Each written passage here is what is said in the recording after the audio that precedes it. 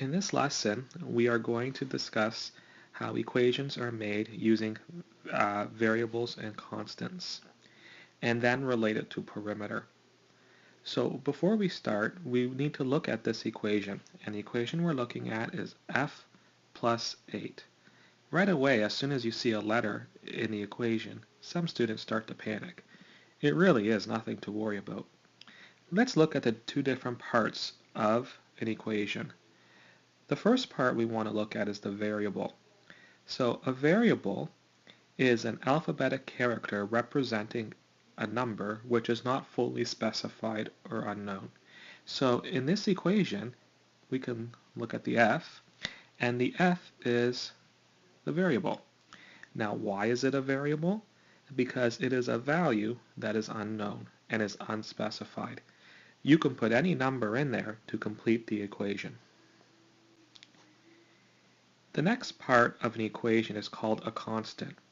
A constant is a term in an algebraic expression that has a value that is constant or cannot change because it does not contain any modifiable variables. So in this equation, we already said that f is the variable because that value can change, and we can put any number in for this letter. However, the 8 never changes. It doesn't matter what value of f we put in, it's always going to be plus 8. So, in this equation, we already said that f is the variable and 8 is the constant. The f will change depending on what number we put in, but the 8 is the constant because it never changes. Let's continue by solving an equation with substitution. Now, to substitute the variable, you need this value. You cannot solve an equation unless this is given to you. And we know that t is equal to 5. All we have to do is substitute 5 for this t to continue the equation. This is how it would look. So we can continue by showing that both sides are equal and that t plus 5 is equal to 5 plus 8. How did I know to put 5? Because that value is given to me. And now you get an equation that everyone should be able to solve, and that is that 8 plus 5 is equal to 13. Let's try one more. In this equation, we see that f minus 3, and that we need to substitute to solve this equation. And again, I need this value to solve the equation. If this value is not given to me, then you are unable to find an answer. So I know that f is equal to 12. All I have to do is substitute the 12 for f. Let's see how that would look. So f minus 3 is the same as 12 minus 3. And again, how did I know to put the 12? Because that value is given to me right over here. And now you get another equation that you really should be able to solve easily. 12 minus 3 is equal to 9. Wasn't that easy? So let's use substitution to find the lengths, widths, and perimeter of this rectangle. So first, we'll look at this width here. And it's quite easy because we already know that y is equal to 7. Therefore, this width is also just equal to 7. Now, this length here is a little bit more difficult because we actually have to figure something out. So we know that y plus 8 is equal to the length. So that means that 7 plus 8, because I know that the value of y is 7 by looking up here, will give us the value of the length.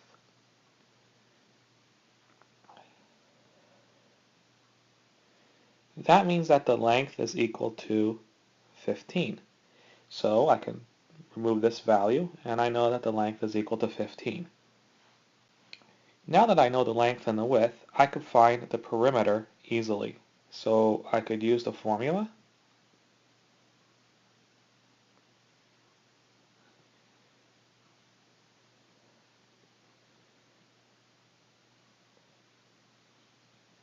Okay, the length I know is 15.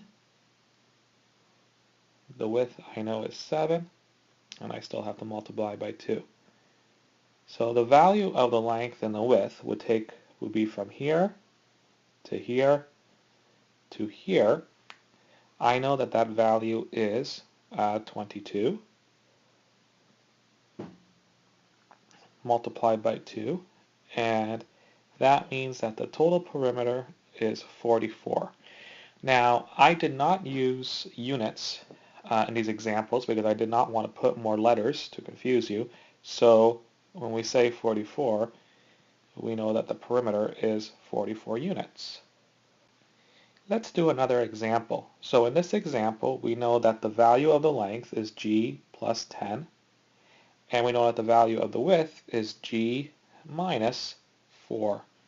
So let's find the value of the length first. So if g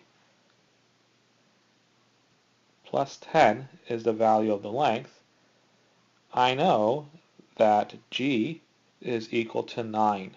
Remember, you have to have this value or you can't figure anything out. So 9 plus 10 will give you 19. So the value of this length is 19. Now let's see if we could find the value of the width for g minus 4. So g minus 4 is equal to 9 minus 4. So the value of the width is 5. Now again, I did not put units like centimeters or meters because I didn't want to add more letters. But this length could be 19 centimeters. This width could be 15 centimeters, but we're just going to call it units. Finally, we're ready to find the perimeter. So I know that my formula for perimeter for a regular quadrilateral is that the perimeter equals length plus width times 2. I could substitute the values. 19 plus 5 times 2. Okay. 19 plus 5 is 24, and we'll multiply it by 2, which means that the total perimeter from here to here to here, and to there, and back to where we started, is 48. And again, we don't have any units, so we will identify it as 48 units. One thing that really needs to be mentioned is that when you look at the formula for perimeter, it really is another algebraic equation because it has two variables, L and W. What you've been doing all along is substituting these values for a length and width that was given to you. And that's exactly what we're doing today with when the lengths and widths are given to you as equations.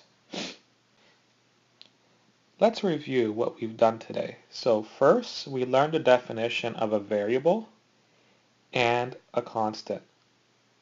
Secondly, we learned how to substitute values to find lengths and widths. We finally also reviewed perimeter.